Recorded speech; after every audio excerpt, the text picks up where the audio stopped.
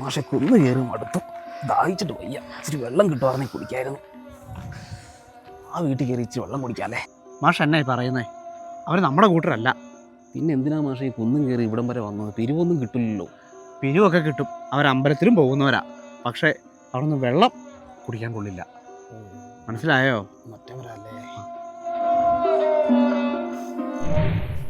ആ രാജേഷേ, നീ ഇവിടെ ഉണ്ടായിരുന്നോ? ആ സാറേ, ഞാൻ പഠിപ്പിച്ച പയ്യനാ. ആണല്ലേ? നല്ല അനുസരണയുള്ള കുട്ടിയായിരുന്നു. ഓഹോ, സാറിൻ്റെ സ്റ്റുഡൻ്റ് അല്ലേ? 10ലായിരുന്നോ ഞാൻ നിന്നെ പഠിപ്പിച്ചേ? ആ അതെ അതെ. അപ്പം കയറി വാ സാർ. സാറേ എന്നാ കുടിക്കാൻ ചായ എടുക്കട്ടെ? ചായ ഒന്നും വേണ്ട, ഞങ്ങളിപ്പോൾ വരുന്ന വഴിക്ക് ഒന്നുകൊണ്ട് വീട്ടിൽ കയറി ചായ കുടിച്ചു. എന്തായാലും ഇത്ര നടന്നു വന്നാലേ. അമ്മേ, കുടിക്കാൻ ഇച്ചിരി വെള്ളം എടുക്കാമോ?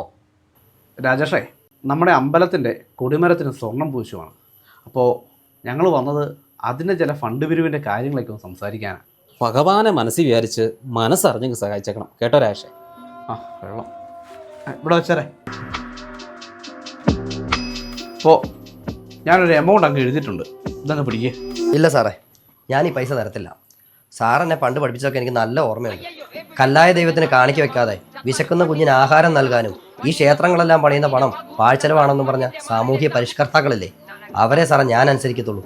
പിന്നെ സാറ് പണ്ട് പറയുന്ന കാര്യങ്ങളൊക്കെ കേൾക്കാത്തതുകൊണ്ട് എൻ്റെ ഉള്ളിൽ മതഭ്രാന്തും ഇല്ല, ജാതിഭ്രാന്തും ഇല്ല. തലപ്പാവിനെന്ത് തിളക്കം, തലപ്പാവിനെന്ത് തിളക്കം, എന്റെ തലപ്പാവിനെന്ത് തിളക്കം.